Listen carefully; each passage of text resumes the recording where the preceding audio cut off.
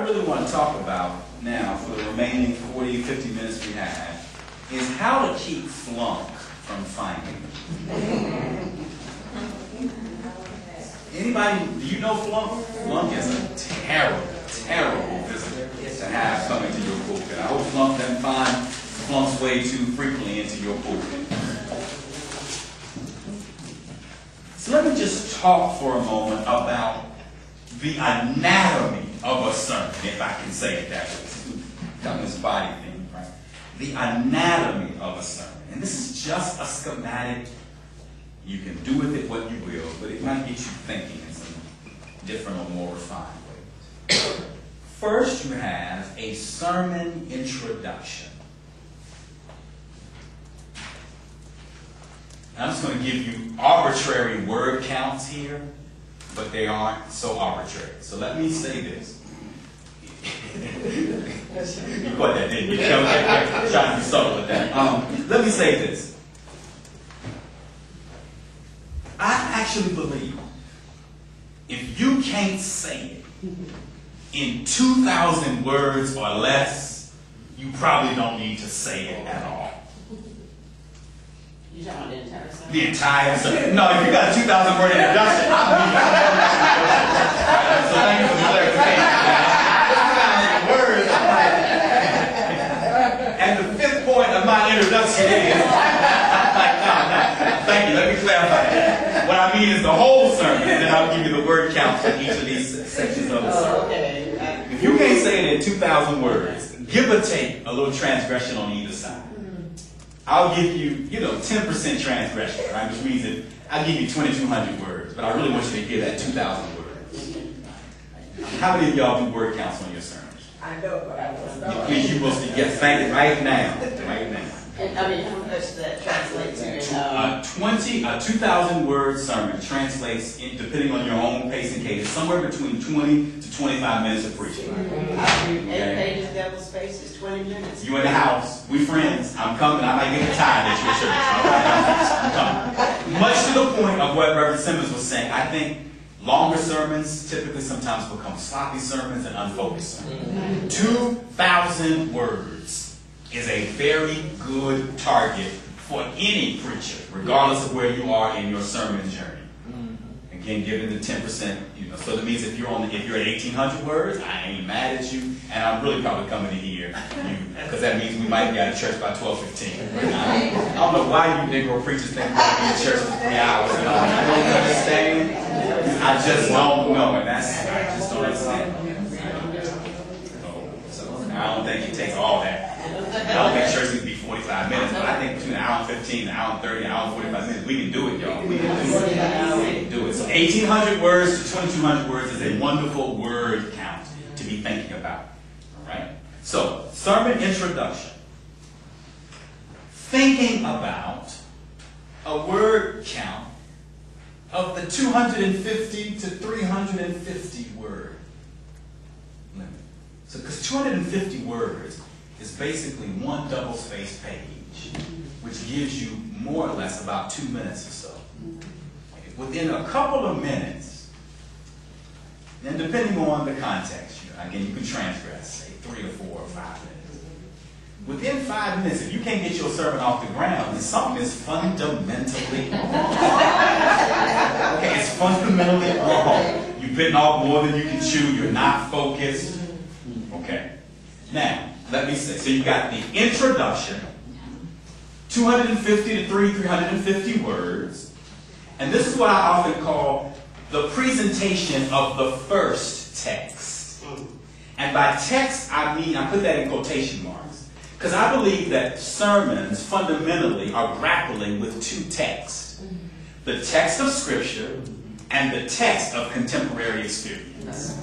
And the question you have to ask yourself in your introduction is, which text do I want to present first?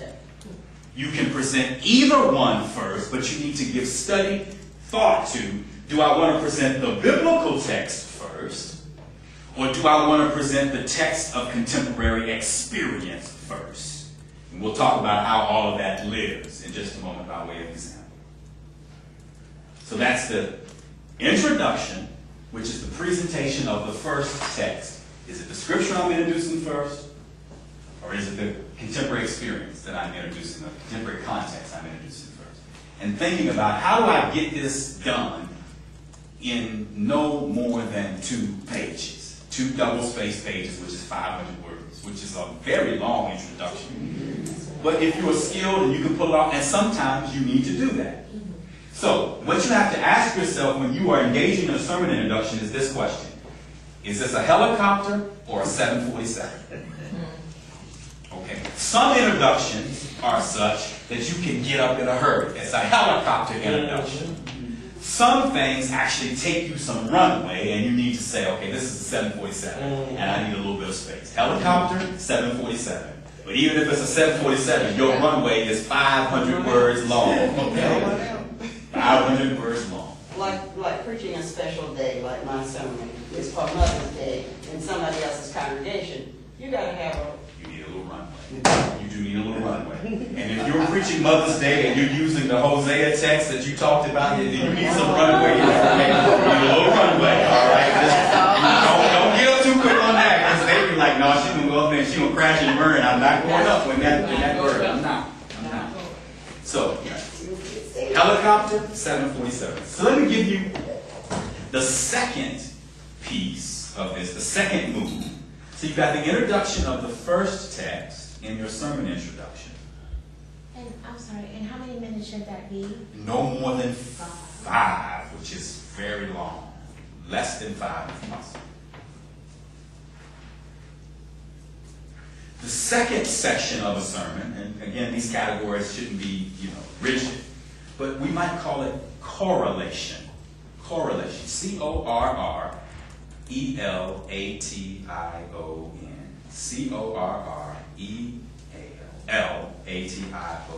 Correlation.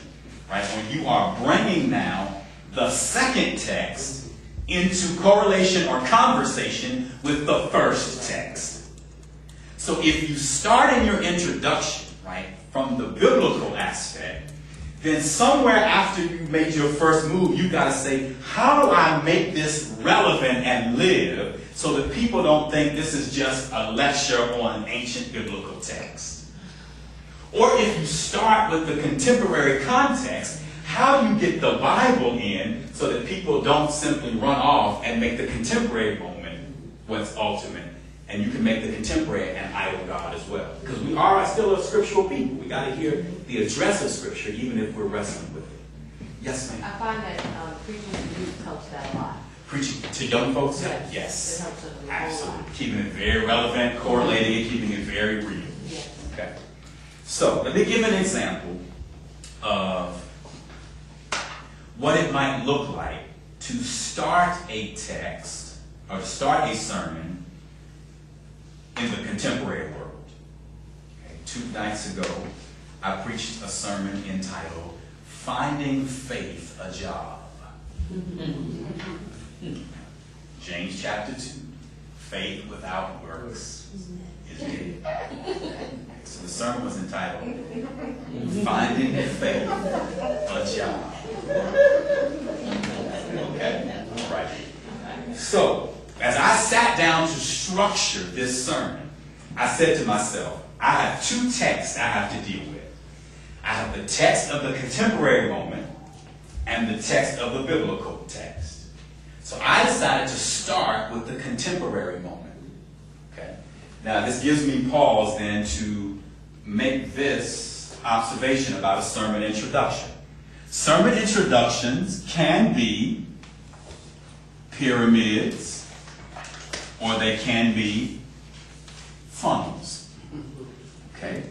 You can start your sermon, and this is sometimes a great way to start, and that's the word sentence, with a sentence that is just padah, right? It starts with a sharp point, and then you move to some of the more general implications, or you can start more generally and move to the focus.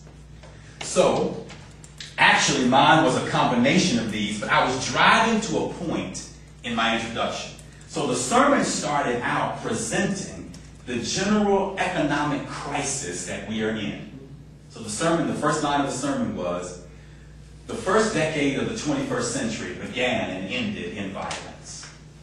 In 2001, religious fanatics flew planes into a government building, causing towers on Wall Street to collapse.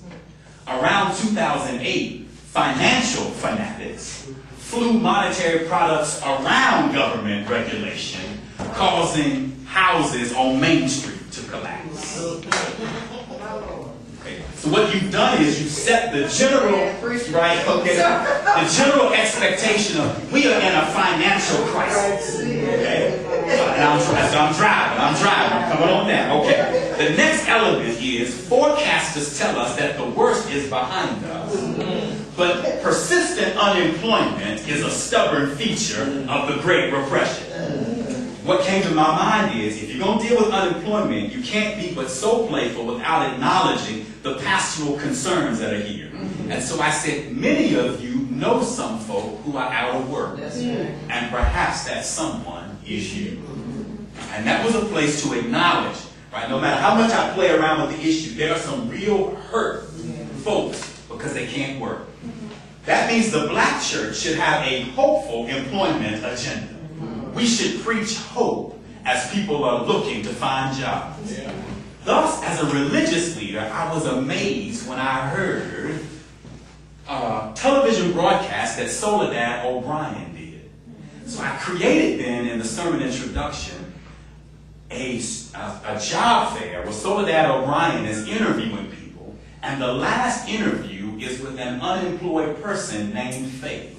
And the last part of that sermon introduction is the transcript of the interview. Faith, why are you here? I'm here because I'm out of work. Why are you out of work? Because I refuse to get my hands dirty. Faith, what did you do on your last job? Not much. I did what I always do, believe. Did you do more than believe?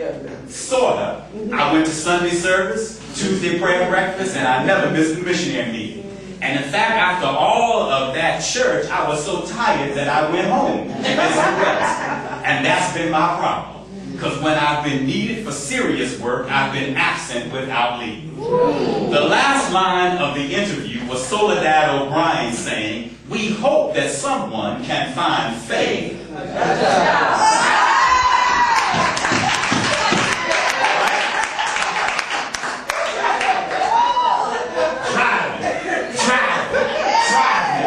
Driving. Boom.